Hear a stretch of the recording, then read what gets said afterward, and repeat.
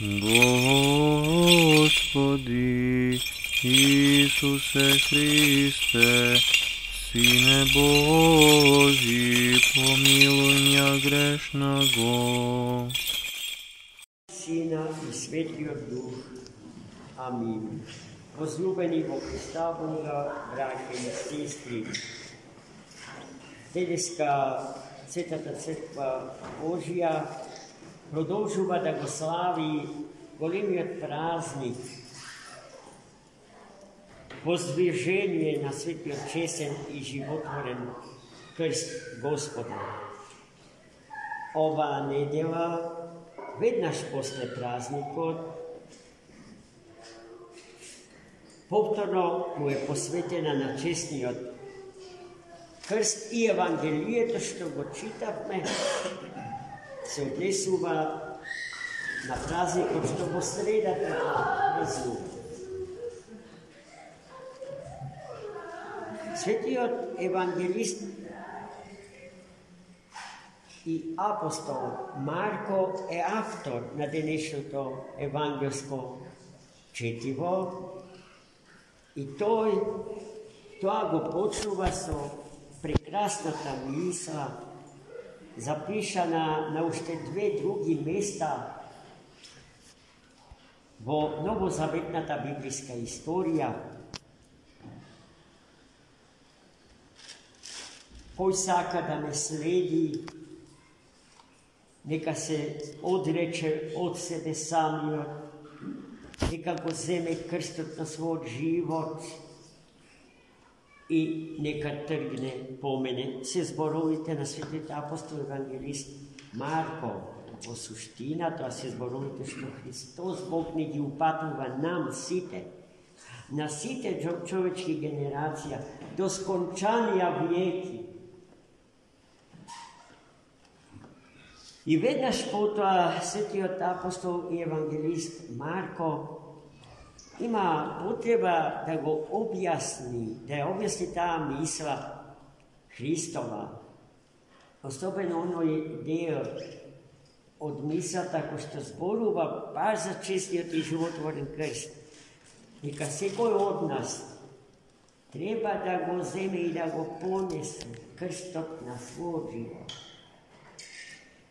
Во една од минатите недели слушавме како Господ на секој што се раѓа, носејќи го животот на дар од Бога добиен, се раѓа украсен со неброени таланти, со неброени дарови.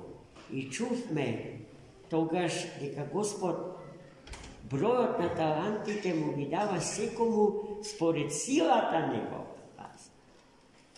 А сега овде читаме дека крстот на својот живот е крст со тежина реципрочна на можностите на оној што тој крст го носи.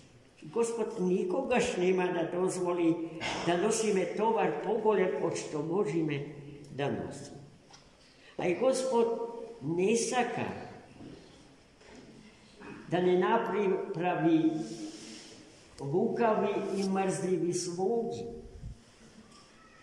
И затоа тој не дава на вистина ни повеќе од што можеме да носиме, ама ни помалку од што можеме да носиме.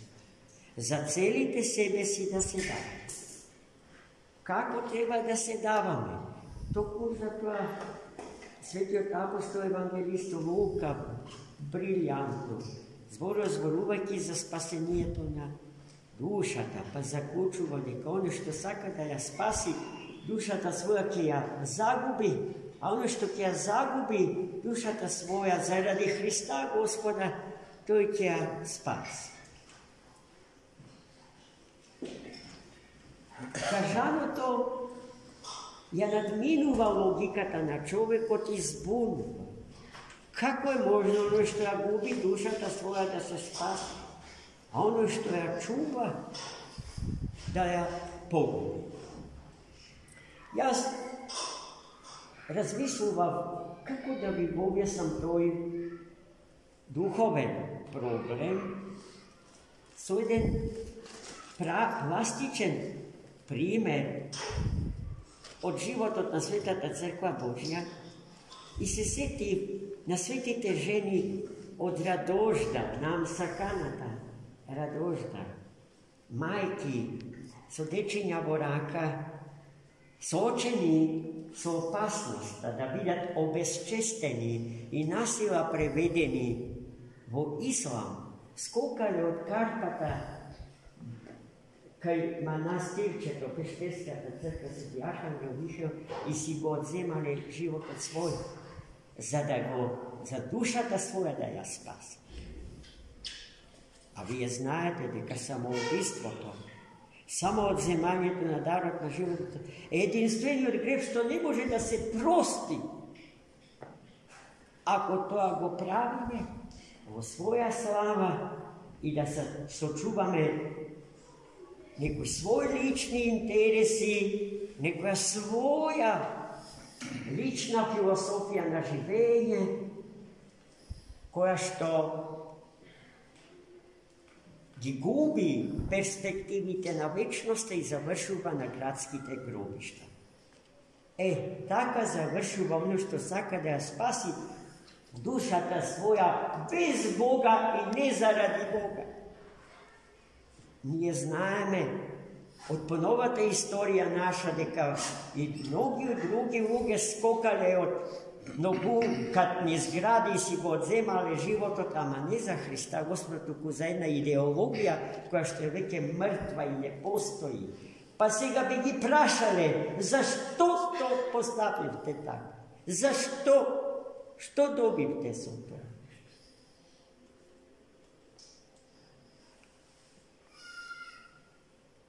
Потоа Светиот апостол евангелист Марко се разбира, тоа се се цитати, зборови што самиот Христос ги кажал, вели оној кој што има способност, дарба, да го освои сиот свет, а на душата своја и на пакости. Која е користа, која е ползата од тоа?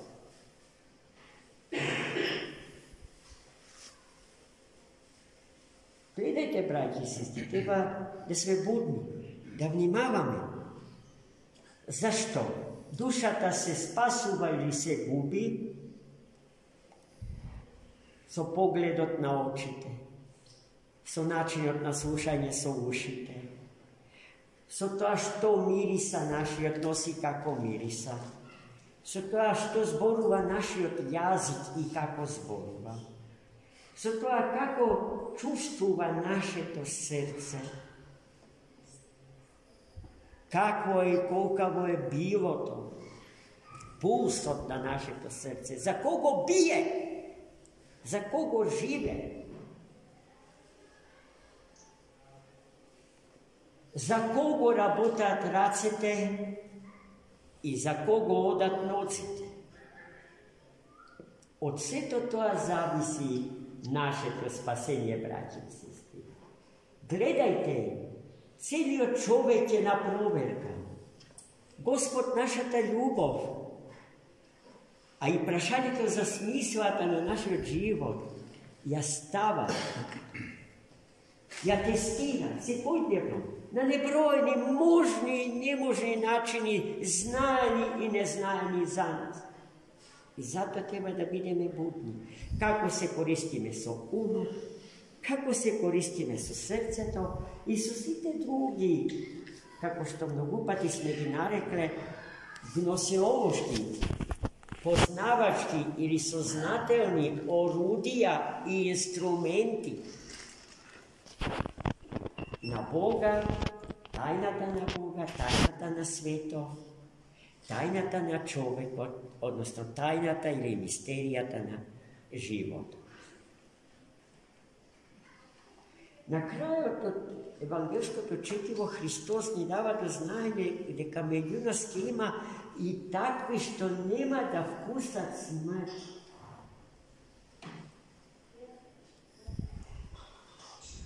Ама нема да ги одмине воскресението на сите. Ке има меѓу нас кои што нема да се умрени, а ке воскреснат исто како што ке воскреснат умрени. А што значи тоа? Тоа значи дека Господ во тој ден ќе ги искарши контурите на овој свет, омеген, или заробен, или врамен во рамките на историското време и историскиот простор. За тој ден, браќи и сестри, треба да живееме сега и овде, бидејќи несмртниот живот, вечната заедница со Бога, живиот со Бога на Авраама, Исаака и Јакова, се стекнува или се заработува уште сега и овде. Амин.